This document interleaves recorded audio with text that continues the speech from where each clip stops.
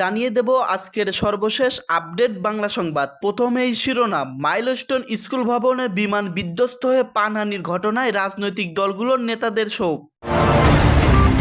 Uttara milestone school and কলেজে বিমান দুর্ঘটনায় শত শত লাশ উদ্ধার করেছেন আইন শৃঙ্খলা বাহিনী। বিমান দুর্ঘটনায় শোক এনসিপি নেতাদের, হতাহতের জন্য দোয়া চাইলেন। মাইলস্টোনের স্কুল ভবনে বিধ্বস্ত হওয়া যুদ্ধ বিমানে যান্ত্রিক ত্রুটি দেখা দিয়েছিল আইএসপিআর। উত্তরায় বিমান বিধ্বস্তের ঘটনায় এখন পর্যন্ত নিহত 50, বললেন ফায়ার সার্ভিস।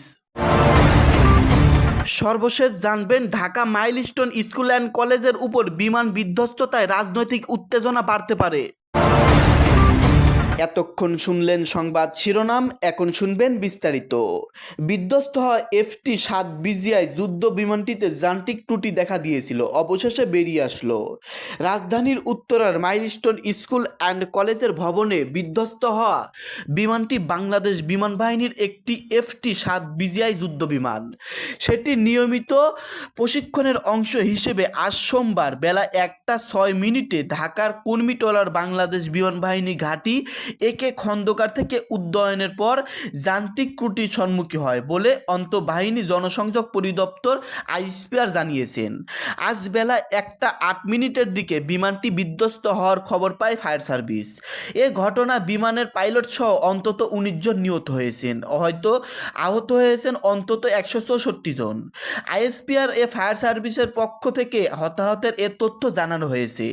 নিহতদের বিস্তারিত পরিচয় এখনো পাওয়া যায়নি, তবে এদের অধিকাংশই শিশু এবং তারা মাইলস্টোন স্কুলের শিক্ষার্থী।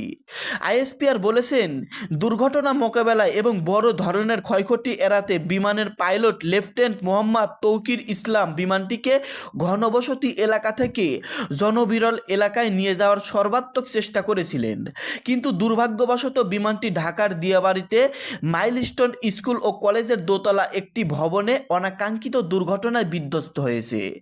এই অনাকাঙ্ক্ষিত দুর্ঘটনা বৈমানিক সহ 19 জন নিহত এবং 164 জন আহত হওয়ার তথ্য জানিয়েছেন আইএসপিআর। বলছে, আহত সবাইকে সেনাবাহিনীর হেলিকপ্টার সহ অ্যাম্বুলেন্সের সহায়তা সম্মিলিত সামরিক হাসপাতালে এবং নিকটস্থ হাসপাতালে প্রয়োজনীয় চিকিৎসার জন্য দ্রুত হস্তান্তর করা হচ্ছে। এই অনাকাঙ্ক্ষিত দুর্ঘটনায় বাংলাদেশ বিমান বাহিনী গভীরভাবে মর্মাহত এবং হতাহতের সর্বাত্মক চিকিৎসা সহ সার্বিক সহযোগিতায় তৎপর রয়েছেন। বিমান বাহিনীর প্রধান সরকারি সফরে দেশের বাইরে থাকায় সহকারী বিমান বাহিনীর প্রধান প্রশাসন, বিমান বাহিনীর ঊর্ধ্বতন কর্মকর্তা এবং উদ্ধারকারী দল ঘটনাস্থলে উপস্থিত হয়েছেন। সেনাবাহিনীর প্রধান, প্রিন্সিপাল স্টাফ অফিসার, সশস্ত্র বাহিনী বিভাগ সহ সামরিক বাহিনী ঊর্ধ্বতন সরকারি কর্মকর্তা উপস্থিত ছিলেন। সেনাবাহিনী, বিমান বাহিনী, পুলিশ, র্যাব ও ফায়ার সার্ভিস দুর্ঘটনাস্থলে উদ্ধার তৎপরতা চালিয়ে যাচ্ছে এবং পরিস্থিতি উত্তরণের সর্বাত্মক চেষ্টা করছেন। দুর্ঘটনার কারণ উদ্ঘাটনের জন্য বিমান বাহিনী ইতিমধ্যেই একটি উচ্চ পর্যায়ের তদন্ত কমিটি গঠন করেছে বলে আইএসপিআর বিজ্ঞপ্তিতে জানানো হয়েছে। মাইলস্টোন স্কুল ভবনে বিমান বিধ্বস্ত হয়ে প্রাণহানির ঘটনায় রাজনৈতিক দলগুলোর নেতাদের শোক। উত্তরার মাইলস্টোন কলেজে বিমান বাহিনীর প্রশিক্ষণ বিমান বিধ্বস্ত হয়ে বহু প্রাণহানির ঘটনা বিএনপি, জামাত ইসলামী, জাতীয় নাগরিক পার্টি, এনসিপি, ইসলামী আন্দোলন, বাংলাদেশ নেজামে ইসলাম সহ বিভিন্ন রাজনৈতিক দল গভীর শোক প্রকাশ করেছেন। আজ সোমবার দুপুর রাজধানীর ফরেন সার্ভিস একাডেমিতে চলমান জাতীয় ঐক্যমত্য কমিশনের সঙ্গে রাজনৈতিক দলগুলোর দ্বিতীয় পর্বের 16তম দিনের আলোচনায় বিমান ঘটনার পরপরই মুলতবি ঘোষণা করা হয়। এরপর দলগুলোর পক্ষের নেতারা শোক বার্তা দেন। বিএনপির স্থায়ী কমিটির সদস্য সালাউদ্দিন আহমেদ বলেন, বিমানটি মাইলস্টোনে স্কুলের উপর বিধ্বস্ত হয়েছে, যেখানে শিক্ষার্থী ও অভিভাবকদের উপস্থিত ছিল। এই দুর্ঘটনায় যারা প্রাণ হারিয়েছেন তাদের শহীদ বলেই আমরা মনে করি। জামাতে ইসলামের সহকারী সেক্রেটারি জেনারেল রফিকুল ইসলাম খান বলেন, আমরা নিহতদের জন্য দোয়া করি এবং তাদের পরিবারের প্রতি সমবেদনা জানাই। এনসিপির সিনিয়র যুগ্ম আহ্বায়ক আরিফুল ইসলাম আদি সাংবাদিক বলেন, আহতদের সুচিকিৎসা নিশ্চিত করা এবং নিহতদের পরিবারকে যথাযথ সহায়তা প্রদান করা সরকারের দায়িত্ব। আমরা ঘনবসতিপূর্ণ এলাকায় যুদ্ধ বিমানের প্রশিক্ষণ কার্যক্রম পূর্ণ বিবেচনার দাবি জানাই। নেতারা নিহত ব্যক্তিদের আত্মার শান্তি কামনা করেন এবং ভবিষ্যতে এ ধরনের দুর্ঘটনা এড়াতে প্রয়োজনীয় ব্যবস্থা গ্রহণের আহ্বান জানান। ঘনবসতিপূর্ণ এলাকায় প্রশিক্ষণ বিমান উড্ডয়ন নিয়ে রিজভির প্রশ্ন। ঘনবসতি এলাকায় প্রশিক্ষণ বিমান চালানো নিয়ে প্রশ্ন তুলেছেন বিএনপির সিনিয়র যুগ্ম মহাসচিব রুহুল কবির রিজভী। তিনি বলেন, বিমানবন্দরের পাশে কী ধরনের লোকালয় গড়ে উঠবে তার পরিকল্পনা থাকা উচিত। ওই বিমান বিধ্বস্তের ঘটনায় আহত ব্যক্তিদের বিভিন্ন হাসপাতালে ভর্তি করা হয়েছে। তাদের মধ্যে উত্তরা আধুনিক মেডিকেল কলেজ হাসপাতালে যারা চিকিৎসাধীন তাদের দেখতে আজ সোমবার বিকেলে 5টার দিকে যান রুহুল কবির রিজভী। সেখানে তিনি সাংবাদিকদের কাছে এ প্রশ্ন তোলেন। এ সময় তার সঙ্গে বিএনপির যুগ্ম মহাসচিব শহীদুদ্দিন চৌধুরী অ্যানিসহ অন্য নেতারাও ছিলেন। রুহুল কবির রিজভী সাংবাদিকদের বলেন, এ এলাকা ঘনবসতিপূর্ণ এলাকা। এ এলাকার মধ্যে প্রশিক্ষণ বিমান দিয়ে উড্ডয়ন শিখবে, এটা আমার কাছে রহস্যজনক মনে হয়। এটা বিধ্বস্ত প্রান্তরে হতে পারে, যশোর কক্সবাজারের মতো জায়গায় হতে পারে।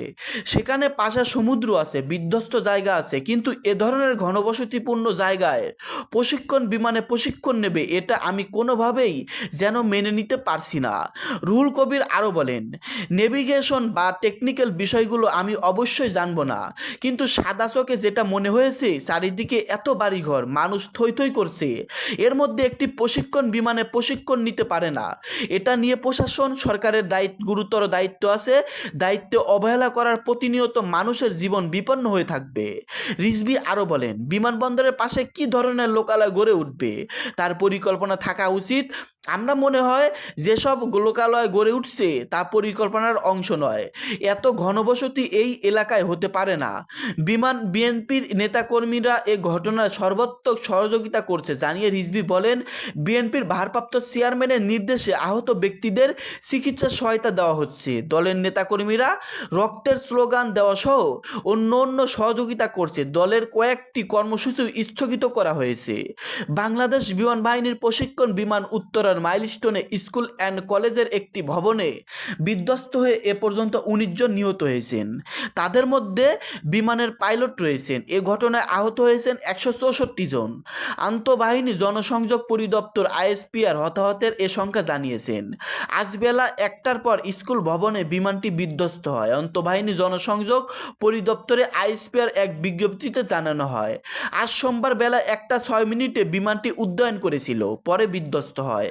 দর্শক, আপনারা এতক্ষণ শুনতে পারলেন ঢাকা স্কুল অ্যান্ড কলেজের উপর যেই বিমানটি বিধ্বস্ত হয়েছে, এই বিমানটি বিধ্বস্ত হওয়া নিয়ে বাংলাদেশের রাজনৈতিক নেতারা কি বলছে এবং কতজন আহত নিহত হয়েছেন এ সম্পর্কেও জানতে পারলেন। তবে জানা যাচ্ছে যে এই বিমানটি নাকি অনেক পুরাতন। সেই পুরাতন বিমানটি নিয়ে এখন ঘনবসতি এলাকায় কোন জ্ঞানে প্রশিক্ষণ দেয় এমনটাও দাবি তুলেছেন অনেক নেতাকর্মী। এর বিরুদ্ধে কঠিন রহস্যজনক কিছু আছে, এজন্য তদন্ত করার আহ্বান জানিয়েছেন বাংলাদেশের বড় বড় নেতাকর্মীরা। দর্শক, আজকের এই ভিডিওতে যেই আলোচনাগুলো আপনারা শুনতে পারলেন এবং যেই প্রতিবেদন সম্পর্কে জানতে পারলেন বিমানটি বিধ্বস্ত হওয়া নিয়ে, এ সম্পর্কে দেশের একজন সাধারণ নাগরিক হিসেবে আপনাদের মূল মন্তব্য ভিডিওর কমেন্টে অবশ্যই জানিয়ে দিবেন। দেখা হবে নতুন কোনো ভিডিও নিয়ে। সকলেই ভালো থাকবেন। ধন্যবাদ।